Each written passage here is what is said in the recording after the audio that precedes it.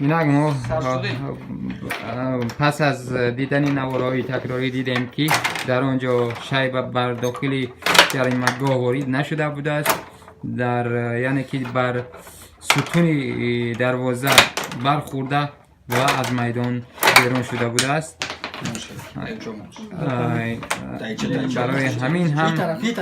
برای همین هم ما این را حساب نمی کنیم. حالا هم حساب 2-4 می باشد. بینندگان عزیز، حالا این یکم بازی می باشد که ما در اینجا داوری کرده ایستادیم و برندگی کرده ایستادیم. با تاجیکی یعنی با زبان روسی باشد کامنتاتور. بر این حالا یکم بازی می باشد.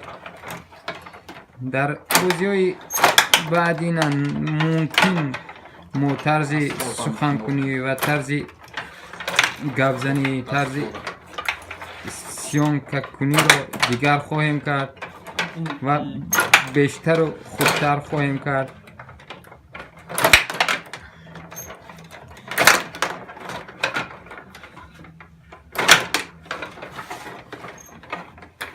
حالا با شیبه بازیگران وقش می باشند. البته برای وقتی اساسی تمام شدن البته 30 سکند دیگر باقی مانده است.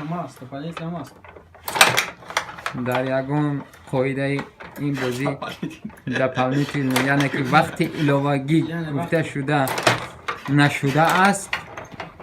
برای همین هم ولی ما باشیم برای بازیگرها رو افدادن نشوند گفته. البته وقت به انجام رسید. حالا 20